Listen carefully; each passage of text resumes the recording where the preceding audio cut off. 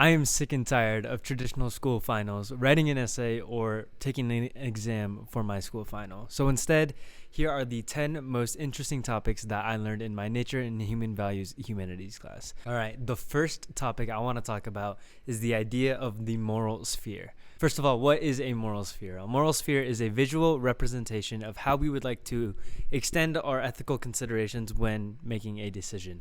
As you can see from the moral sphere on the screen, the closer in to the center you are, the more likely I'm going to extend my considerations to you. Where the most obvious choice is yourself, hopefully, where you're treating yourself morally.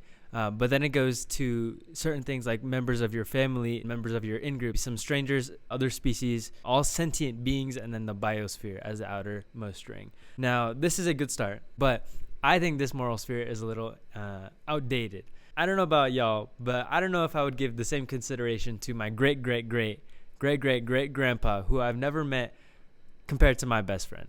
So that's the idea of the moral sphere, though, is that they are highly individual to what you think you would like to extend your ethical consideration. So that is the first topic I want to talk about. The second topic I want to talk about is the idea of virtue ethics with our best friend Aristotle. Now, the idea with virtue ethics is it's a form of deciding on whether something is good or bad, not based off the action itself, but based off what a virtuous person would do in that specific situation. So for an example, let's say there's someone that's thinking about cheating on their girlfriend, God forbid. Virtue ethics tells you to ask yourself, would a virtuous person cheat on their girlfriend?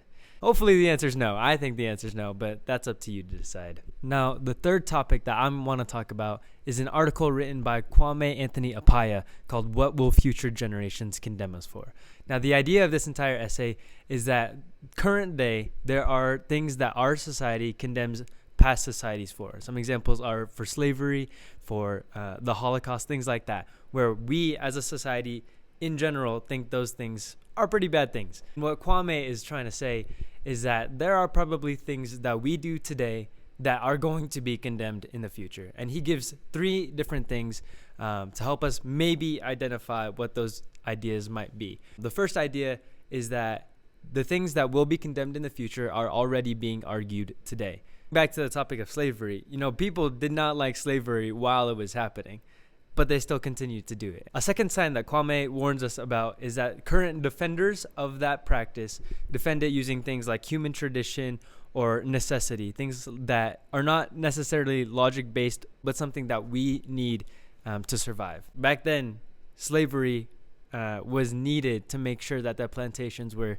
efficient as they could be, which, obviously is wrong because slavery, hopefully you think, is inherently wrong. So that is the second topic that Kwame warned us about. Now, the third sign Kwame warns us about is that defenders of a certain practice often fall into an echo chamber, meaning they ignore the things that might make their practice seem immoral. Let's think of a sugar plantation, right? People that are eating sugar back in the day are not thinking about where their sugar came from, right? They're not thinking that, there were workers that were unpaid to harvest my sugar. They're not thinking that. They're just saying, this thing is yummy.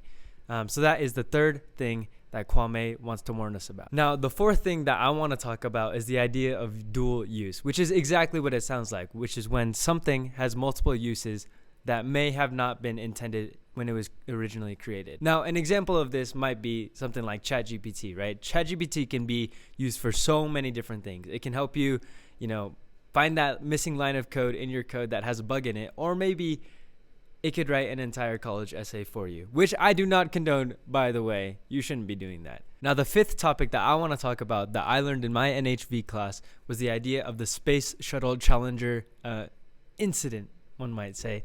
And the idea behind this is the importance of communication. In 1986, there was a big catastrophe with one of NASA's projects, a space shuttle called the Challenger. Now, about 72 seconds into the flight, the shuttle exploded, killing 7 people, one of which was a high school teacher. Now, this caused obviously some safety concerns, but this was also an ethical concern as well. And the reason why is because the scientists that worked on the shuttle knew there was a chance that the shuttle would not function properly. And the issue was with some O-rings that were sealing off some shuttle stuff, some really smart science stuff that I don't actually really know about. But the idea is that they knew about it. They told their managers, but their managers still continued the project anyway. And there's various reasons for why the managers continued.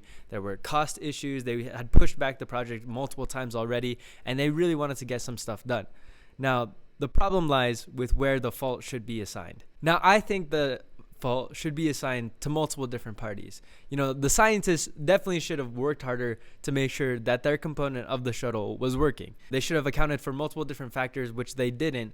And because they didn't, there was quite a big catastrophe that happened. But also, you could assign some blame to the managers themselves at NASA, the ones that don't really know about the project, but they still continue the project anyway. And that is for a lot of different reasons. Like I said before, there's the financial reasons, there's the time reasons. There were also political influences that were pushing them to complete this project. And that might cause another area of blame to be assigned, which is why were they being pressured so hard externally? Maybe it was the external pressure that is to be blamed for the reason that they had to push the project so hard. Maybe if it weren't for that pressure, they would have taken more time and more money to be able to do this. This created a huge ethical dilemma for NASA as a whole. Now, number 6 on the list of topics I want to talk about from my NHV class is the idea of the Mgram obedience experiment. Mgram, he created this experiment to test how well people would respond to authority. The idea behind the experiment was that they would take 2 people, one of which would be assigned to a student, one of which to be assigned to a teacher. Now, the teacher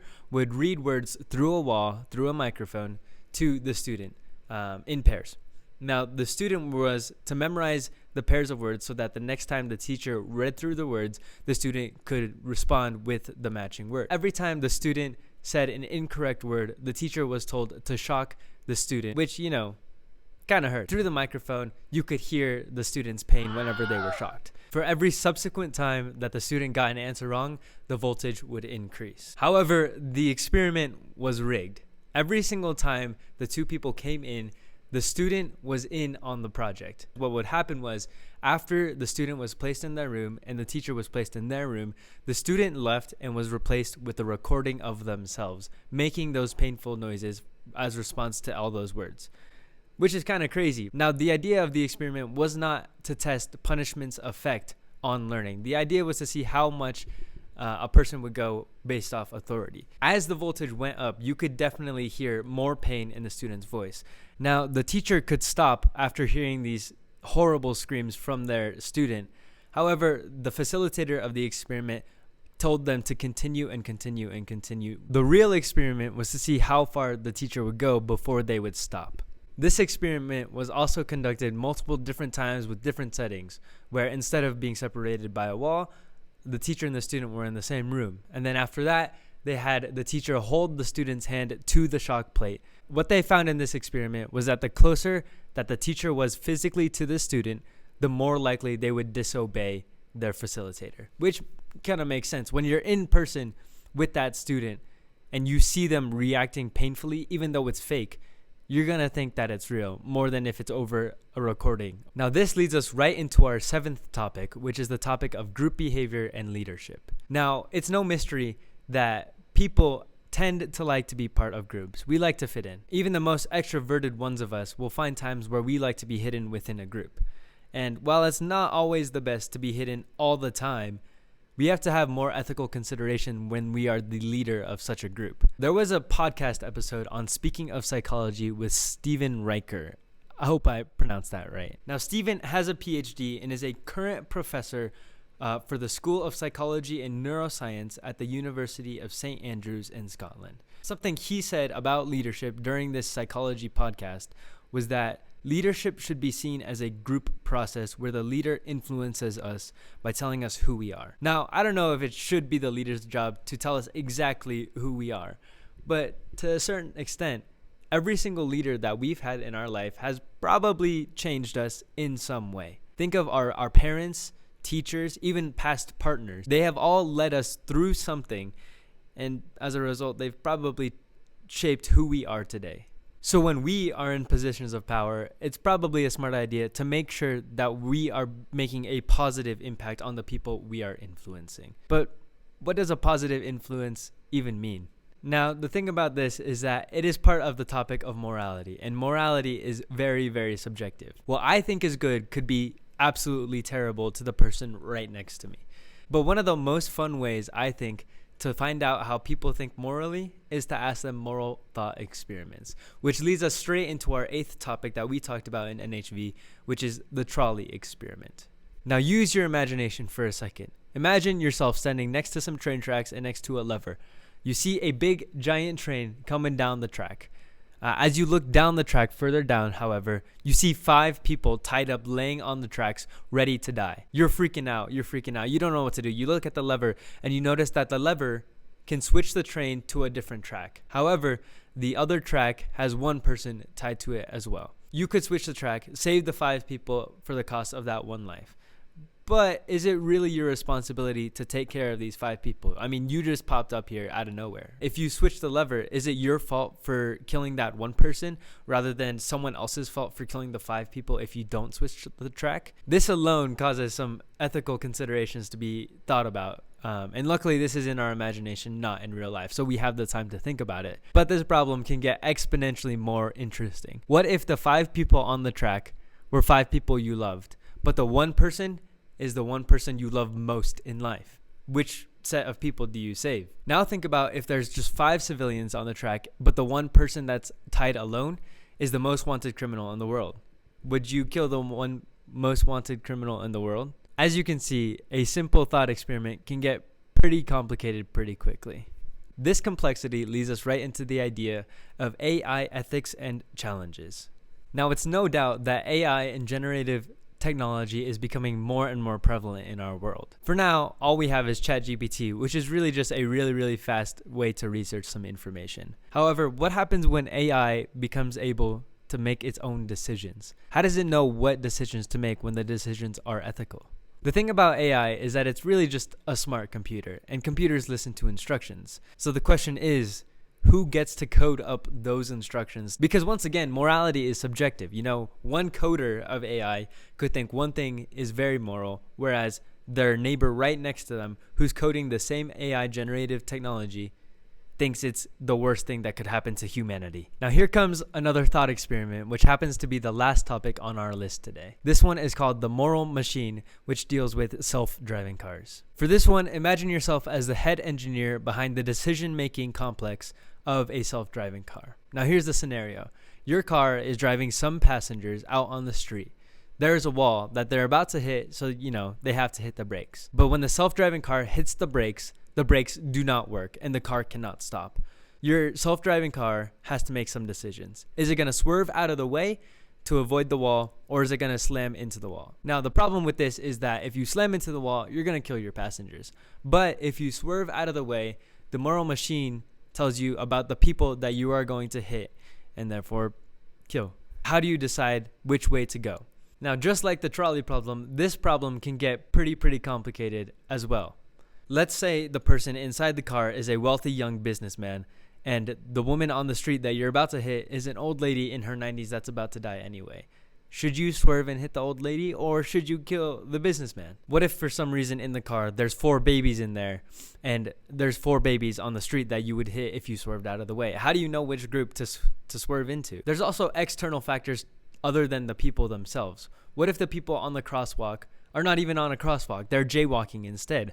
Should it be ethical to hit them if they're jaywalking and breaking the law? What if there's a red light, and if you swerve into the red light? Maybe instead you're supposed to hit the wall instead. I just said instead twice, didn't I?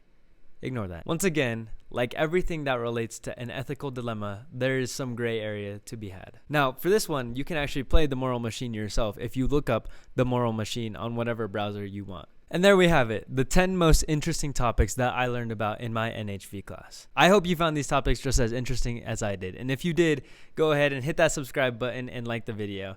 I'm a pretty small creator for now, so I'm trying to hit 2 subscribers by the end of the month. Hopefully, we can do that. Anyways, that's it from me. Peace it is. I'll see you in the next one.